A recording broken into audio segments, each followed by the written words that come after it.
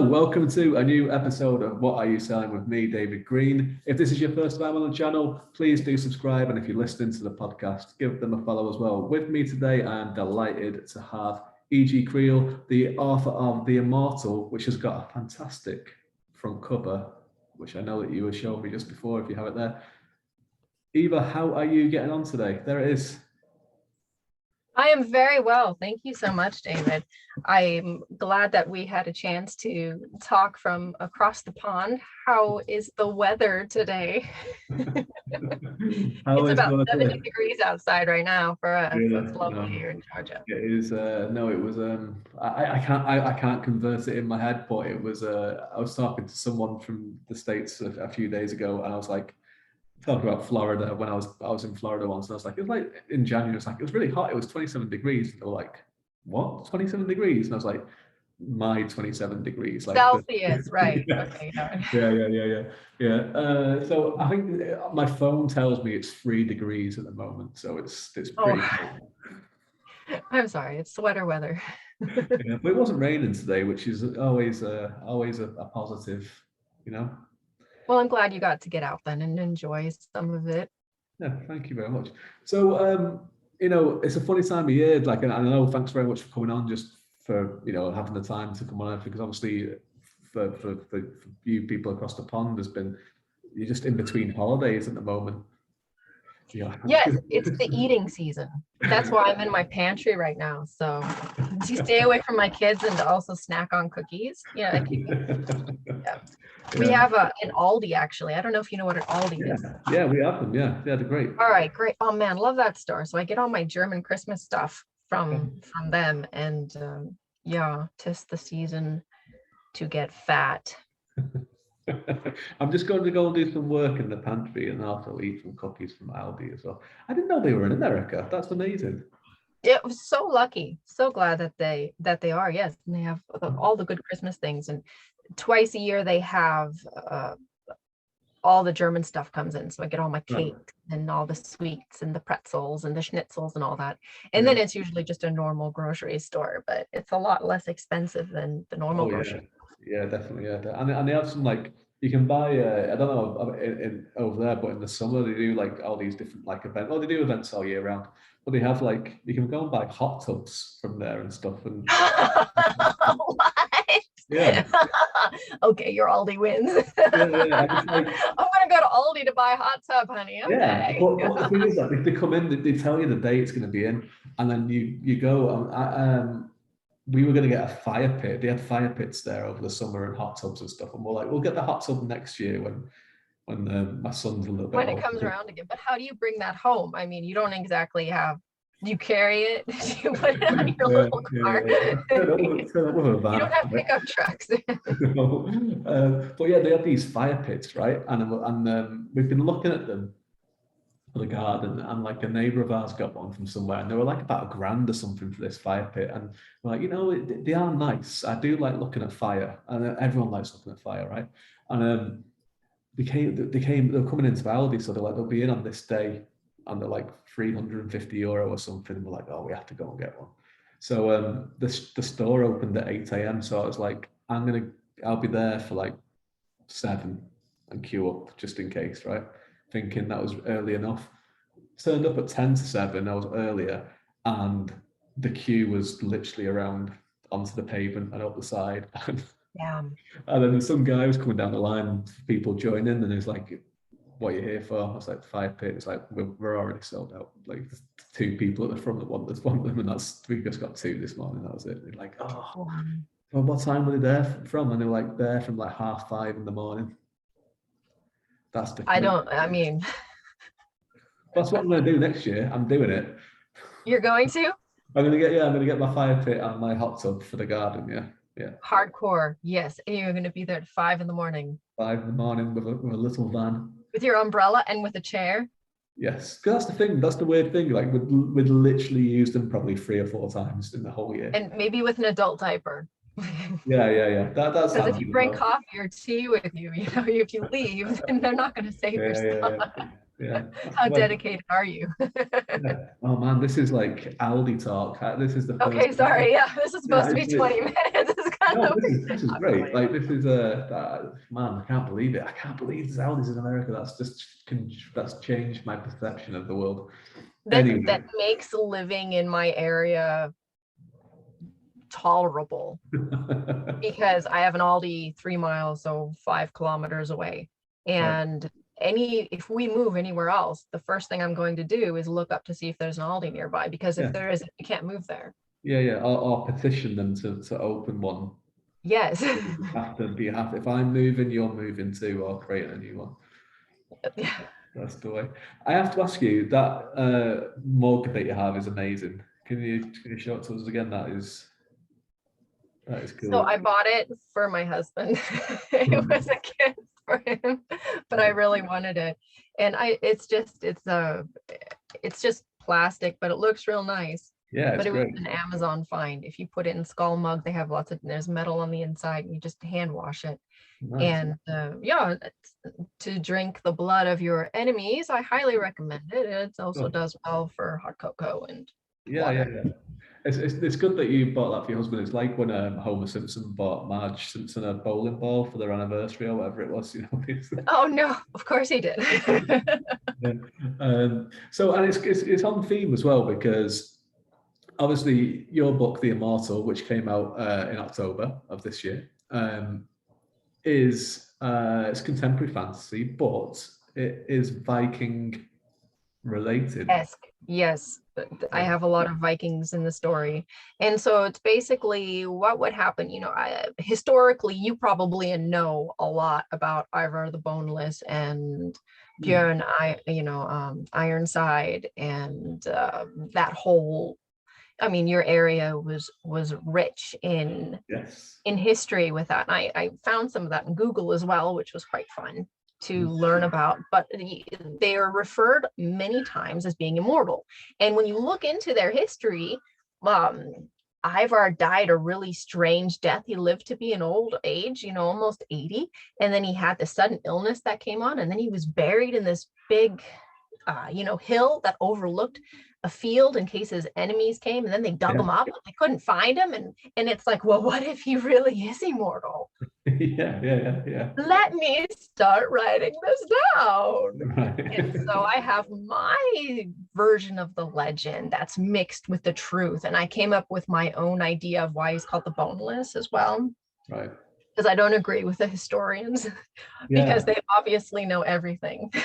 Well, that's the thing as well about that period of time, is that,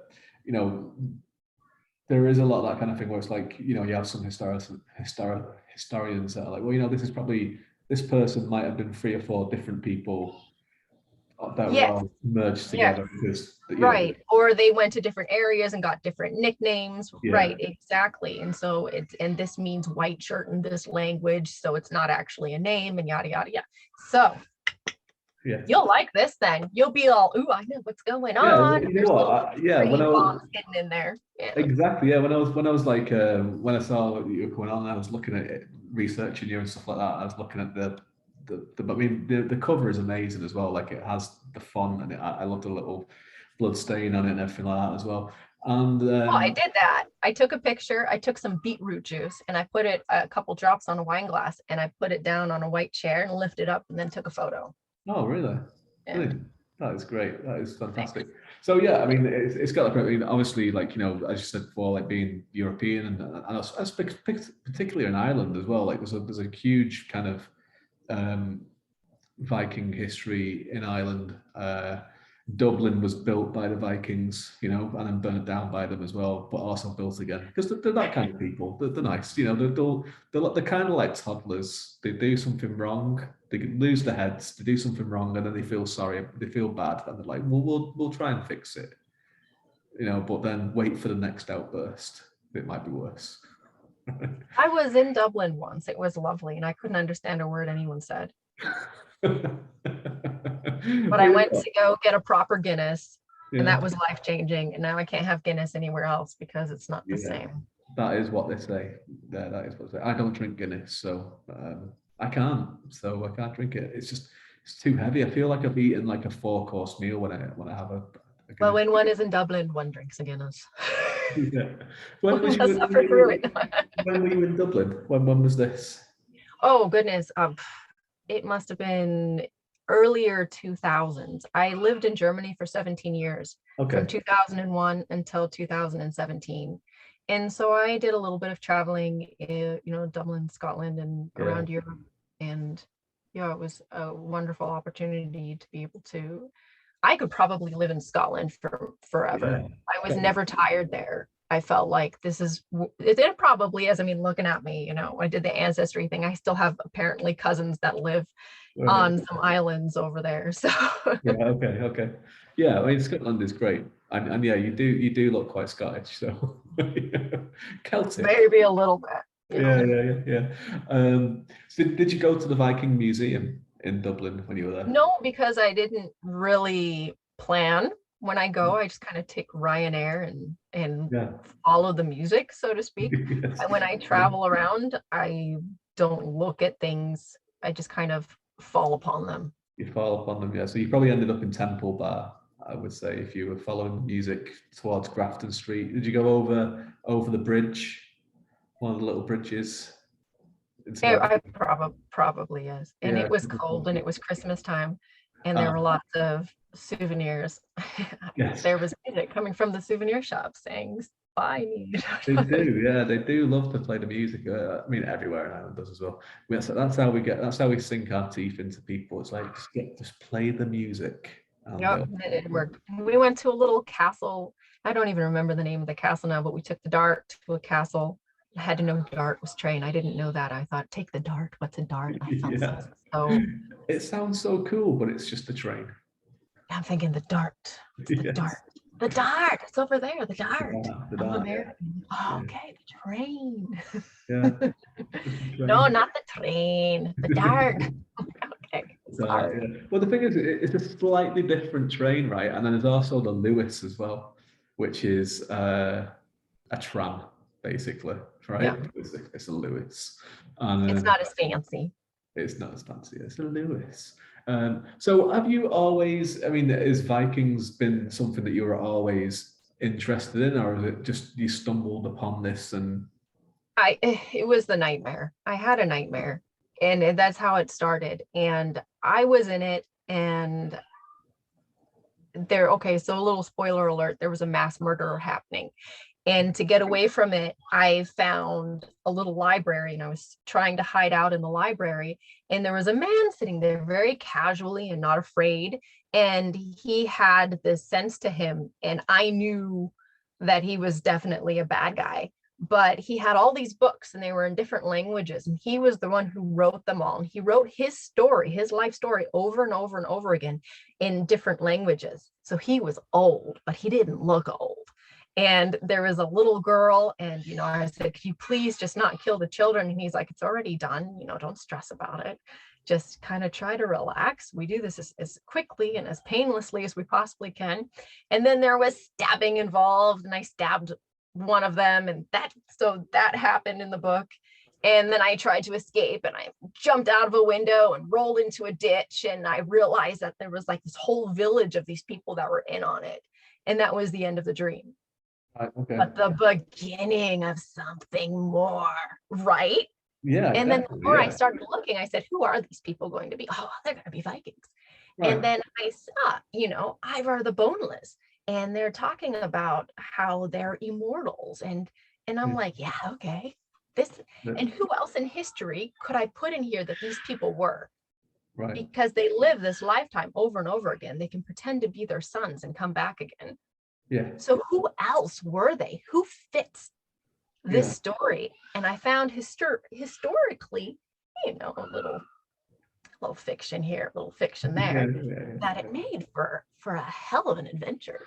Yeah, definitely. I mean, look, we can talk about the premise as well because we follow a character called Emma and she's just turned 40. Yes. So it's something that's for me approaching, and I'm not quite there yet. And she decides to go on a vacation when she turns 40, which is like something that I'm already thinking about. I'm like, you know what, that sounds like a good idea. So It's sort of an important part of your life. And it is maybe my own midlife crisis because next year I turn 40 as well. okay, And so I'm sure there was some influence in there. And she works every day. She doesn't have a family because she has no time. The American system, you work, work, work, work. On yeah, your off days, you get called in. And she finally decides, all right, you know what? I'm going to take my vacation time. Her boss asks how much, and she says all of it. hmm, okay, And she knows that she needs to get as far away from where she is as possible, because otherwise they're just going to call her back. She's going to feel bad. She's not going to want to say no. She's going to go back to work. So French Polynesia.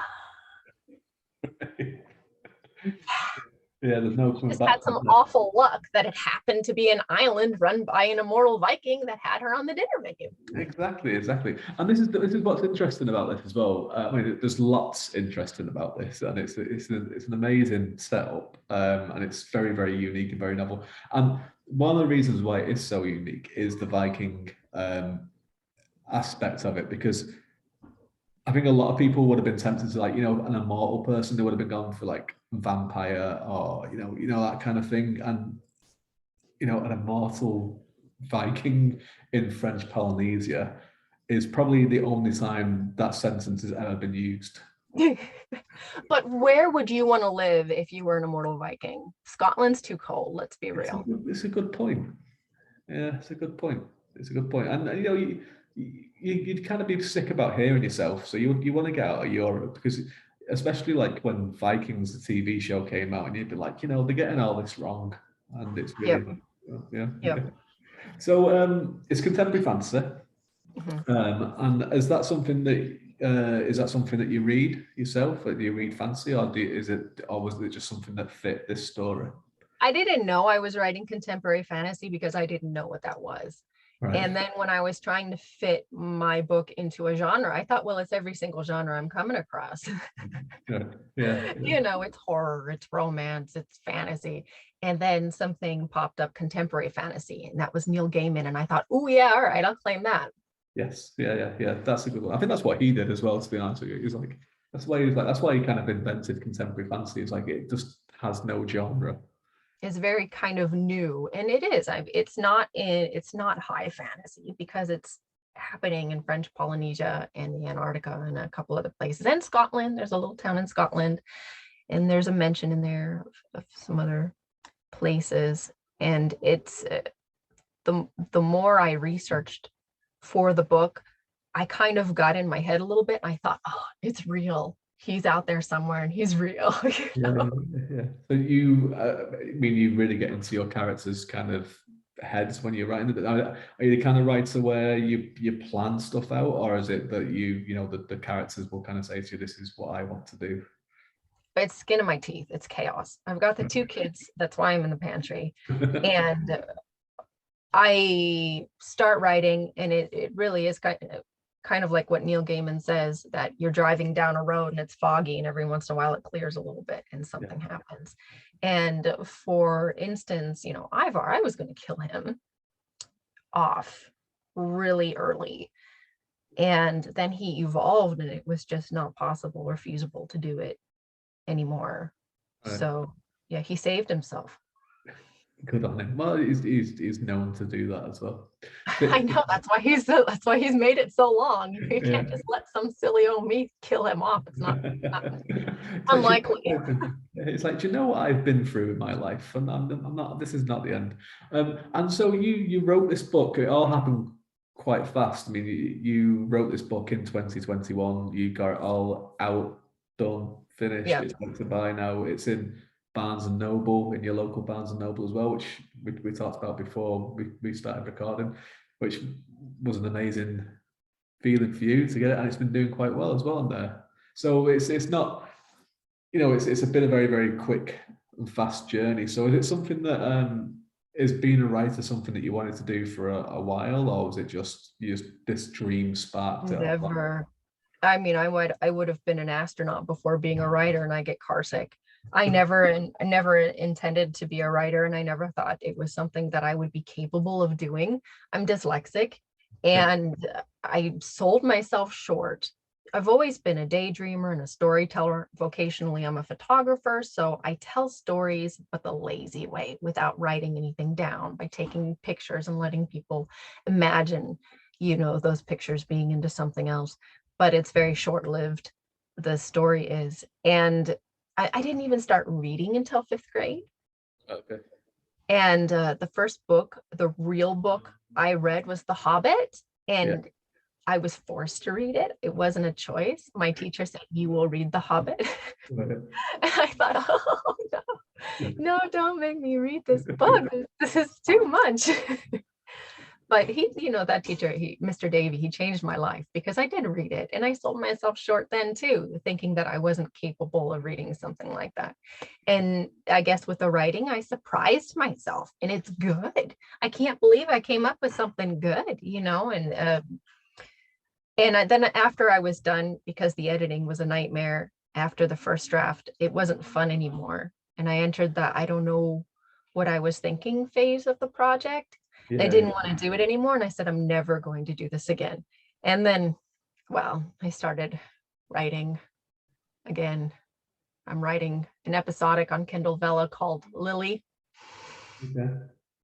So the process is starting all over again.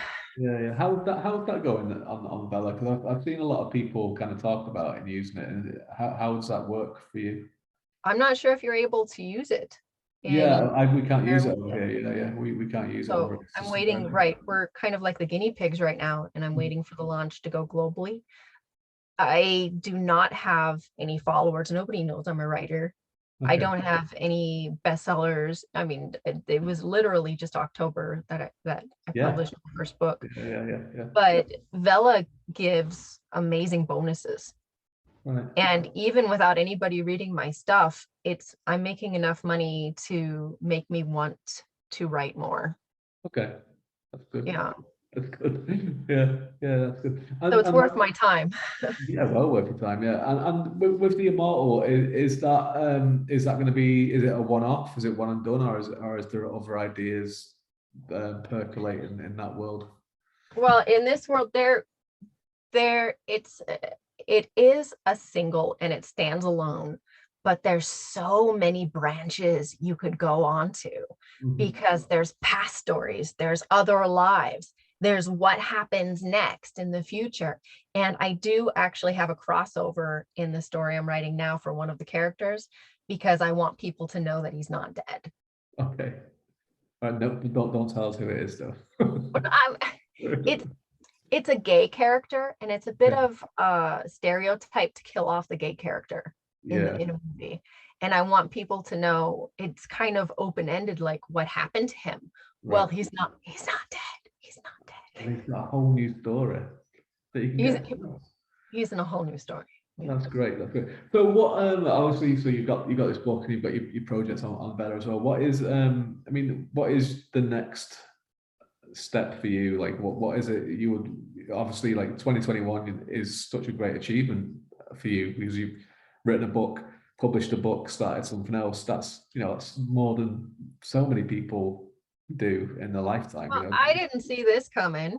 I don't see what's coming in the books. It's just, we'll see. I'm obviously, coming on the show with you is huge for me. Thank you so much for giving me the time of day to talk about it. I have nobody to talk about the book with, because it's all so new. So it's just such a joy to be able to discuss it with another adult.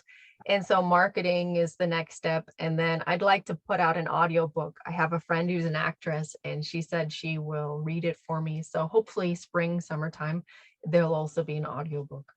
Right. And when that happens, you have to come back on again. We can talk about the audiobook and what else you have going on at that point. I'm sure it'll be more as well. One last question before we kind of wrap this all up. What has been the best? Obviously, getting the book published and seeing it in the store is obviously going to be a huge highlight. But what has been, other than that, what has been the best process of the Immortal from inception to release for you? Okay, so the book is a big deal, and the book will be here longer than I am. And my kids and grandkids can say, oh, grandma wrote this book, which is, so it's bigger than me, isn't it? Yeah, And that's the it's my reason. little offering, and it's good enough for me to be proud of. And it's nice to be able to surprise yourself even at the age of 40. Yeah. That's the same reason why I started writing, was because I wanted my son, when he's older, to be like, dad did something at some point in his life. Yeah. So no, it's that's a great a great reason to do it. So thanks so much for coming on, and everyone who is watching on YouTube and listening on the podcast. All of Eva's where you can find her on the internet, and all of her where you can buy the Immortal are in the show notes below. So please do check those out. Where's the best place to find you, Eva, on the internet, if people just wanted to hear it from your mouth? I post pretty regularly on Facebook, e.g. Creel. I started a TikTok, which I look at videos more than I post videos, but you can find me there, e.g. Creel as well. If you want to follow me on Goodreads, I just started a Goodreads as well, and I'll follow you back. And thank you very much. Please. Well, thanks so much for coming on. Really had loads of fun talking to you. And we probably could do this for even longer. So yeah, definitely come on again, and we'll catch up. Thanks very much. Thank you, David, and happy birthday to Ollie. What are you gonna do? You. Gonna get a train? He's getting some trains. Yeah, he's getting some trains. I need to have, hopefully, unless it gets cancelled, the next week he's going to have his first birthday party. So we're. Oh, it's exciting. Well, if you send me your physical address, I'll send you a picture of a train that I took ages ago. It's an old spy train in Germany, and I made it look like the Polar Express with a little boy standing there, and I blew baby powder to make it look like smoke, and then made it look like it was snowing. And so it probably won't make it for Christmas, but I'll send it along. And if it doesn't get stuck in England. Yeah, I mean, who knows? But yeah, I will do that. That'd be he would flip for that. So everyone watching, thanks very much, and until next time, we'll see you again. Bye. Thank you so much, David.